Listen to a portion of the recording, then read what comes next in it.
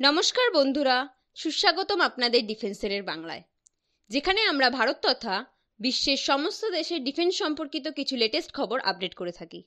চলুন তবে দেখে নেওয়া যাক এই মুহূর্তের কিছু গুরুত্বপূর্ণ ডিফেন্স সম্পর্কিত খবরগুলি। ভারতীয় সাবমেরিনে এবার এআইপি প্রযুক্তির ব্যবহার। প্রতিরক্ষা মন্ত্রক সূত্রে খবর, ভারতীয় সাবমেরিনে এবার এয়ার ইন্ডিপেন্ডেন্ট প্রপালশন লাগানোর সিদ্ধান্ত নিল ভারত। জানা গিয়েছে, সাবমেরিনকে জলের নিচে দীর্ঘ সময় লুকিয়ে রাখতে সাহায্য করবে এই এয়ার ইন্ডিপেন্ডেন্ট প্রপালশন বা এআইপি। সবকিছু ঠিকঠাক থাকলে আগামী 2025 সালের মধ্যে এই প্রযুক্তি ইনস্টল করতে চলেছে ভারত। ভারতীয় নৌবাহিনীর কাছে এই মুহূর্তে এয়ার ইন্ডিপেন্ডেন্ট প্রপালশন প্রযুক্তির একটিও সাবমেরিন নেই। কিছু রিপোর্টে দাবি করা হয়েছে যে ভারত দেশীয়ভাবে এআইপি প্রযুক্তি তৈরি করেছে এবং আগামী বছরের মধ্যে ভারতীয় নৌবাহিনীর বহরে ফরাসি স্করপিন সাবমেরিনে লাগানো হবে।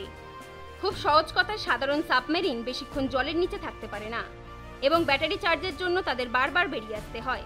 এমন পরিস্থিতিতে আমেরিকা ও চীনের মতো দেশ পরমাণু শক্তিচালিত সাবমেরিন তৈরি করেছে, যা শব্দ না করে সমুদ্রের তলদেশ দিয়ে তীব্র গতিতে ছুটতে পারে এবং এরা কয়েক মাস সমুদ্রের ভেতরে থাকতে পারে। তবে যেহেতু পরমাণু শক্তিচালিত সাবমেরিনের দাম অনেক বেশি, তাই পরমাণু শক্তির বিকল্প হচ্ছে এয়ার ইন্ডিপেন্ডেন্ট প্রপালশন প্রযুক্তি, যা সাবমেরিনগুলোর চলার সময় শব্দ কমিয়ে দেয় এবং দীর্ঘ সময় সমুদ্রের নিচে থাকতে সক্ষম করে তোলে। আর এই প্রযুক্তিকেই এবার কাজে লাগাতে চাইছে ভারত। এআইপি প্রযুক্তির চার্জ করা ব্যাটারিগুলির মধ্যে সাবমেরিনের ডুবো সহনশীলতা 3 থেকে 4 গুণ বাড়িয়ে তোলে, শনাক্তকরণের সম্ভাবনা উল্লেখযোগ্যভাবে হ্রাস করে। চীন থেকে পাকিস্তানগামী নিষিদ্ধ রাসায়নিক ভর্তি জাহাজ আটক ভারতে। জৈবযুদ্ধ ও রাসায়নিক যুদ্ধের কর্মসূচি চালিয়ে যাচ্ছে পাকিস্তান। তাদের এই কর্মসূচির জন্য নিষিদ্ধ রাসায়নিকের একটি চালান নিয়ে যাচ্ছিল একটি চীনা জাহাজ। তামিলনাড়ুর এক বন্দরে চালান সহ জাহাজটিকে আটক করেছে নিরাপত্তা সংস্থা। জানা গিয়েছে, অর্থোক্লোরো বেঞ্জিলিডিন ম্যালোনিস্ট্রিল সহ বেশ কিছু নিষিদ্ধ রাসায়নিক ছিল ওই চালানের মধ্যে। টিয়ার গ্যাস এবং দাঙ্গা নিয়ন্ত্রণ এজেন্ট হিসাবে ব্যবহার করা হয় অর্থোক্লোরো বেঞ্জিলিডিন ম্যালোনিস্ট্রিল। প্রতিটি রাসায়নিকেরই দ্বৈত ব্যবহার রয়েছে বলে জানা গিয়েছে, অর্থাৎ এই রাসায়নিকগুলির অসামরিক ও সামরিক দুই উদ্দেশ্যে এই রাসায়নিকগুলি ব্যবহার করা যায় বলে জানা গিয়েছে। এই ধরনের রাসায়নিকগুলি বিপুল পরিমাণে নিয়ে যাওয়া হচ্ছিল। আন্তর্জাতিক নিষেধাজ্ঞা তো আছেই, এই রাসায়নিকগুলি রপ্তানিতে ভারতের নিষেধাজ্ঞাও আছে।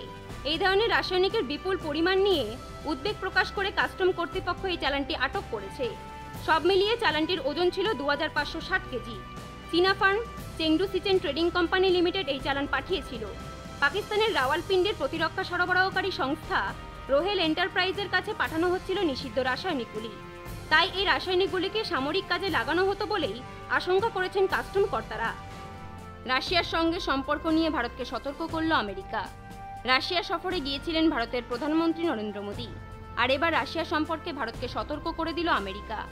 আমেরিকা জানিয়েছে, রাশিয়ার উপর নির্ভর করাটা ঠিক নয়। সেই সঙ্গেই বলা হয়েছে, রাশিয়া ভারতের থেকে চীনের সঙ্গে সম্পর্ক রাখতে বেশি অগ্রাধিকার দেয়। মার্কিন জাতীয় নিরাপত্তা উপদেষ্টা জেক সুলিভান একটি সাংবাদিক সম্মেলনে জানিয়েছেন, বিশ্বের প্রতিটি দেশকে আমরা পরিষ্কার করে বলতে চাই যে, ভারতকেও বলতে চাই যে, রাশিয়াকে নির্ভরযোগ্য সঙ্গী হিসেবে গ্রহণ করা এটা একটা ভালো পদক্ষেপ নয়। তারা চীনের সঙ্গী, যে কোনো দিন তারা ভারতকে টপকে চীনের দিকে চলে যাবে। আর ভারতের প্রধানমন্ত্রী মোদী চীনের আগ্রাসন নিয়ে উদ্বেগে থাকেন। গত কয়েক বছর ধরেই আমরা এটা দেখেছি। সুলিভান গত মাসেই ভারতে এসেছিলেন। তিনি অজিত দোভাল ও ভারতের প্রধানমন্ত্রীর সঙ্গে দেখা করেছিলেন। এদিকে আমেরিকার দাবি, ভারতের সঙ্গে রাশিয়ার একটা দীর্ঘ সম্পর্ক রয়েছে, কিন্তু যে কোনো সময় সেটা বদলে যেতে পারে। সেই সঙ্গেই আমেরিকা জানিয়েছে, তারা গণতান্ত্রিক সঙ্গীতে বিশ্বাসী, আর দীর্ঘকালীন ক্ষেত্রে এটা অনেকটা সুবিধা দেয়।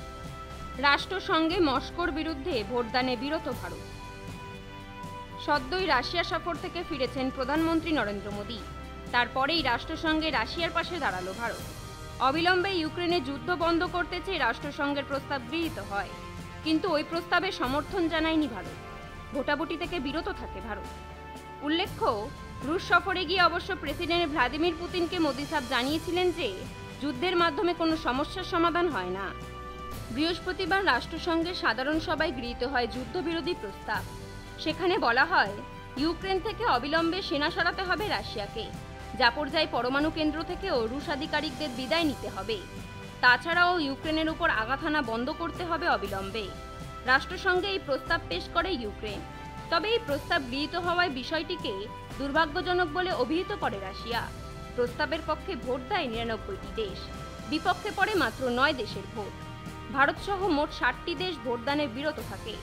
উল্লেখ্য, প্রায় 2.5 বছর ধরে চলা রাশিয়া ইউক্রেন যুদ্ধে একবারও মস্কোর নিন্দা করেনি ভারত, বরং ওয়াকিবহাল মহলের মতে ইউক্রেন যুদ্ধের ইস্যুতে বারবার ভোটদানে বিরত থেকে আদতে রাশিয়ার সুবিধা করে দিয়েছে নয়াদিল্লি।